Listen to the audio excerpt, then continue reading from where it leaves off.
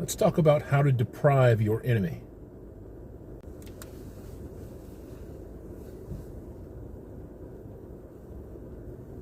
Gentlemen, we all understand that we have enemies out here. We understand that the culture has enemies. Don't we? We understand that men have enemies. How do you take away the ability of your enemy to hurt you? You stop feeding them. You stop helping them. You stop paying them money. When the entertainment industry at large wants to tell you that you're a racist or a bigot or a homophobe or an ist or an ism or whatever it is that they decide they want to try to slap you with today, then you take away their funding. You see, they can't do these things without you. They rely on you. They rely on you to walk up, buy your ticket, get the CD, buy the movie. Females rely on you to hold the door, fix the tire, make sure that the car runs. The entire world relies on you. How do you deprive your enemy of the ability to wage war against you? That's an important question.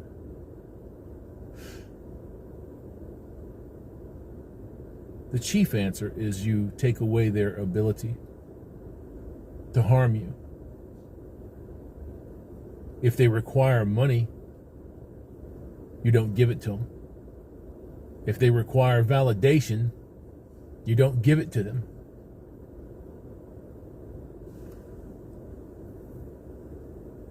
If they require your obedience, you don't give it to them. If they require you to lean back on your thumbs and be complacent, you don't give it to them.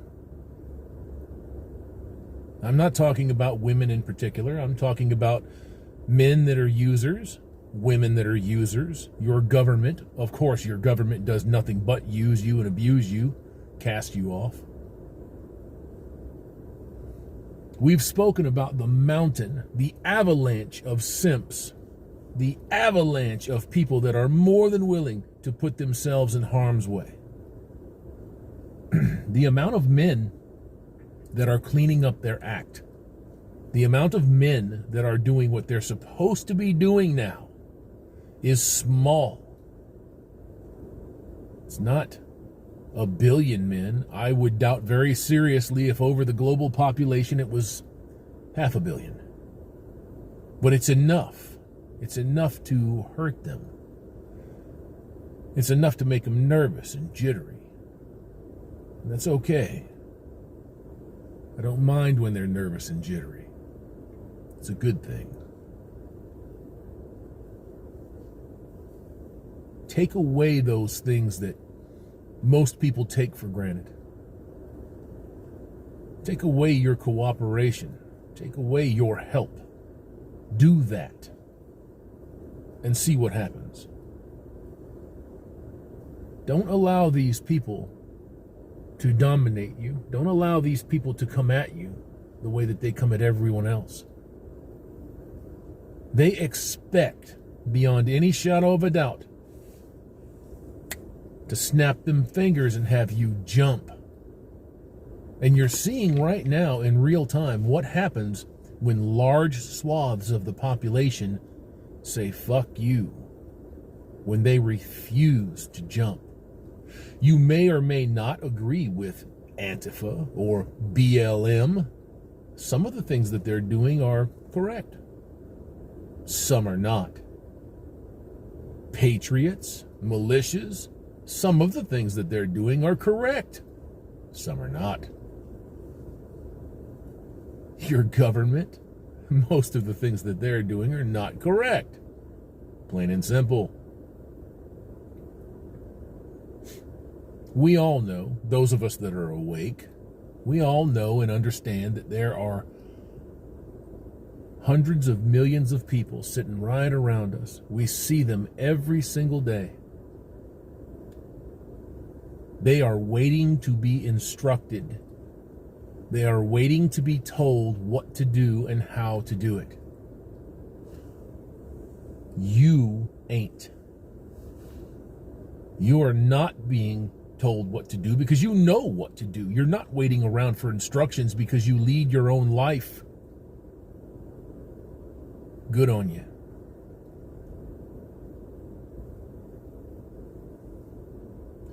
I know sometimes, men, that it's easier said than done. I know sometimes it's real easy to sit back and say, well, man, in theory that works. But in practice, it's not that easy. You wouldn't be wrong. I don't think that it's a leap in logic to say that. Not at all. What I think the difference is finding your courage and then exercising it. Breaking out from that moment where you're walking in the door and she has to speed up a little bit to catch that door because you're going to close it. Because you don't see her anymore. Because you don't see him. Because you don't see them. You just see you.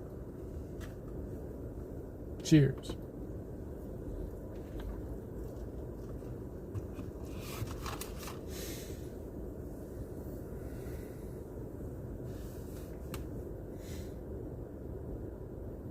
Gents,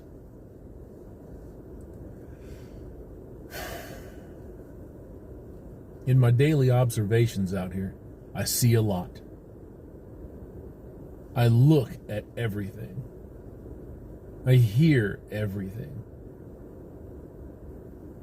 And it's funny how people just assume that you don't see and you don't hear, you don't say, hear no evil, speak no evil, see no evil. You know what I'm saying? They just assume that you miss it all.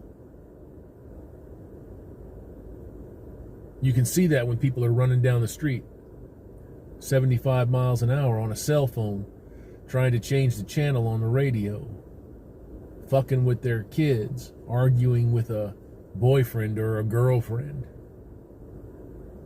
putting other people in danger, imminent danger. You can see the bubble that people have created for themselves.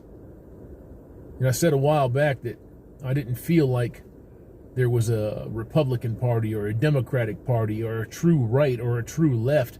It's just millions of people in their little bubbles just bumping into one another. And sometimes they cluster like wet boogers. And then sometimes they just dry up and get picked.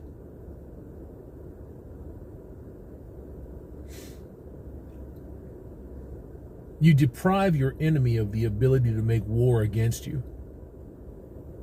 If they insist on making war against you, you take away that effort. You don't have to bust them in the mouth, although sometimes physicality will be called for. But most of the time, all you have to do is just step away. Just walk away.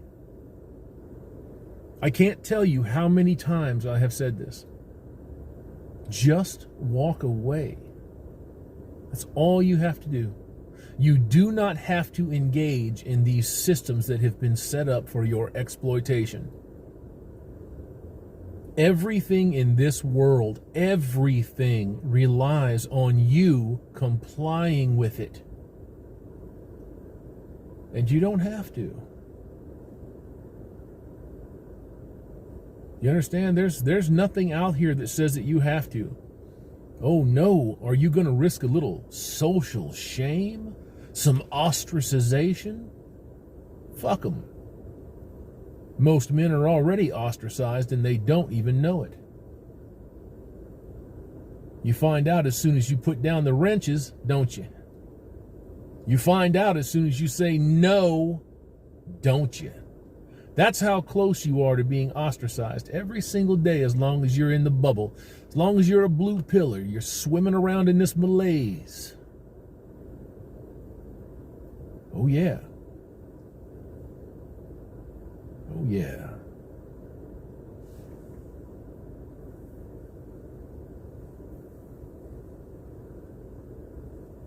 Been a pretty good day out here today.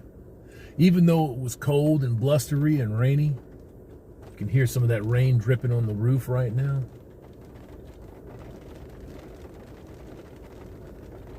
Sitting out here getting ready to turn this car off, go inside, relax, take a shower, get the day's productivity off of my skin.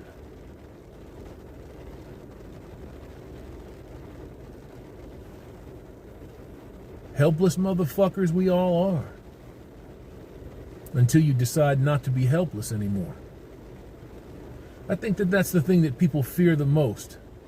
It's not the red pill, it's not MGTOW, it's not waking up, although some of these are requisites now. Has to be. It's the effort that you're going to have to put in. A lot of people know that they can't do it. A lot of people know that they won't do it. That's sad. It doesn't take that much. It just takes a little bit every single day. A little bit of dedication. Just a little bit. A little bit of dedication to yourself. You have people that rely on you in life. I'm not telling you to sabotage them. I'm not telling you to ignore them or not provide for them. Those are your obligations. And as a man, when you make obligations, you honor them. We all know that.